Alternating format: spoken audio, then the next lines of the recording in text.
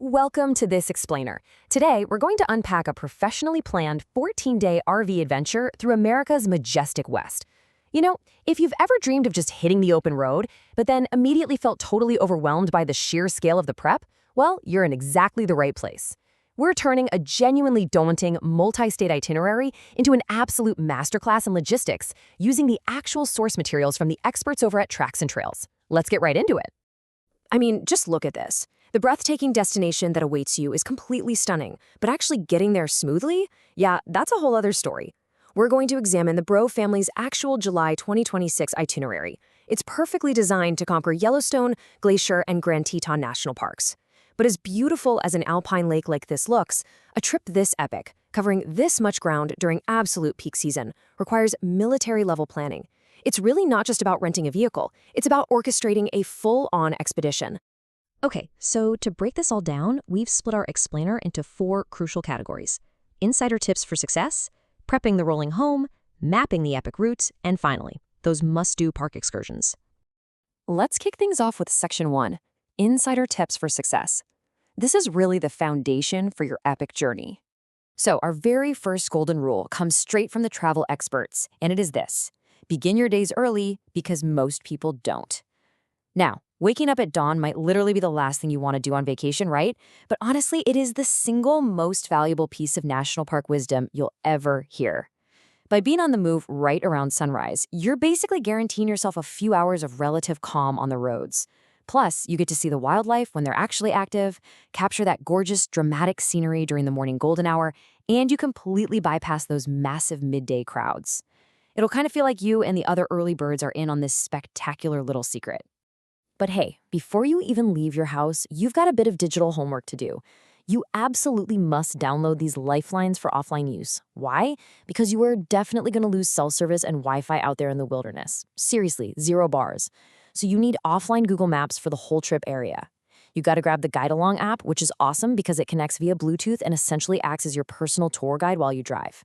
Then grab the All Trails app so you have offline hiking maps, and definitely the official National Park Service app for any current park happenings. Do all this sitting on your couch, on your fast Wi-Fi, not scrambling at a remote gas station in the middle of Montana. Moving right along to Section 2, Prepping the Rolling Home.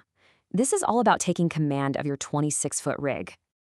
So the Bro family's itinerary has them renting a 26-foot Class C motorhome from Blacksford RV in Bozeman. And listen, picking this up is not like grabbing a rental car at the airport. Not at all. It's much more like getting a full household orientation. This thing sleeps 5, it has a slide out for extra room, a surprisingly spacious bathroom, and a fully equipped kitchen. Because it's so complex, you've just got to be patient. You're literally taking command of a house on wheels. The real crucial takeaway here is to take this pickup orientation incredibly seriously. The itinerary gives us a very specific checklist. You need to actually ask the staff to show you exactly how to use the generator, the awning, the AC, and then, this is key, you need to try using each one yourself while they're standing right there. Is the fridge actually cold? Which appliances run on propane versus electric? Are those water, propane, and gas tanks actually full to the brim? Don't just nod and smile to be polite, verify everything. And why be so meticulous about all this?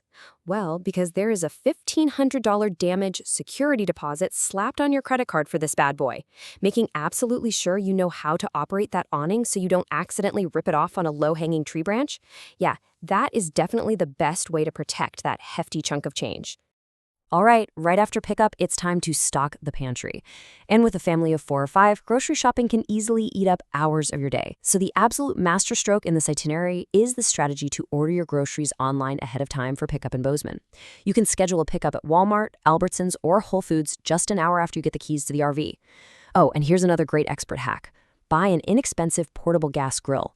National parks frequently enact wood and charcoal fire restrictions in July, so having a gas grill means you can still cook outside at your campsite no matter what the fire danger level is. Complete game changer.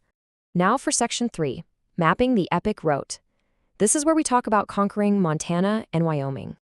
The geographic scale of this journey is massive. I mean, just mapping it out, the loop starts in Bozeman, pushes way up north to the Canadian border at Glacier National Park, dips all the way south down through Yellowstone, bottoms out at Grand Teton, and then finally loops all the way back up to Bozeman.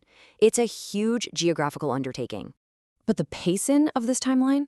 It's a true masterclass in travel planning. Notice how it creates this perfect rhythm. You aren't just driving constantly, day in and day out. You have a dedicated travel day, followed by multi-night stays at incredible locations, like the Many Glacier Campground, Madison Campground in Yellowstone, and Coulter Bay in Grand Teton. Doing it this way totally prevents travel fatigue and lets you actually experience the parks on the ground, rather than just zooming by and seeing them through a windshield.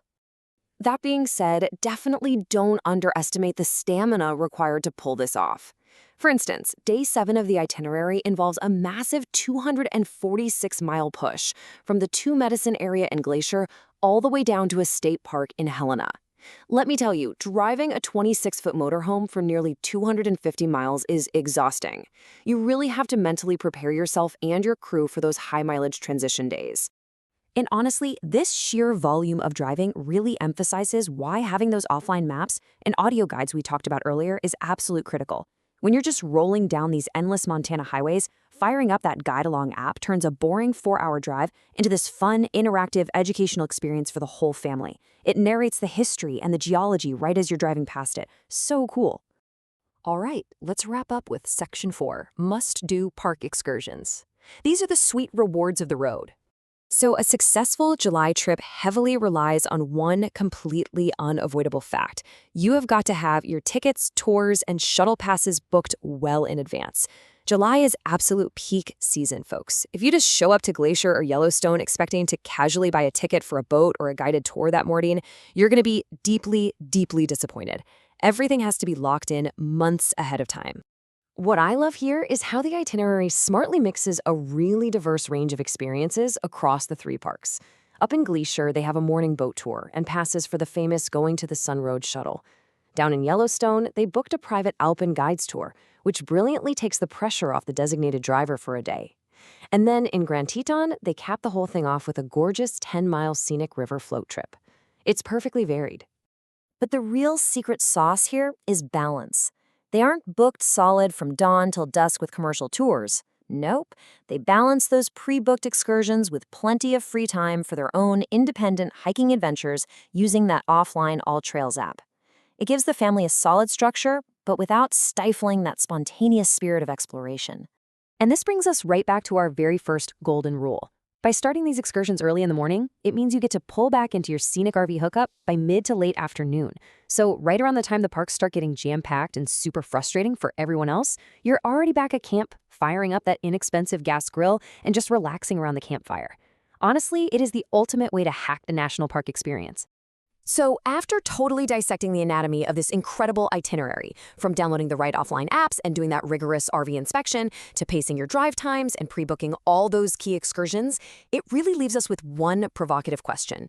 Are you ready to apply these exact expert-level strategies to finally conquer your own epic RV adventure?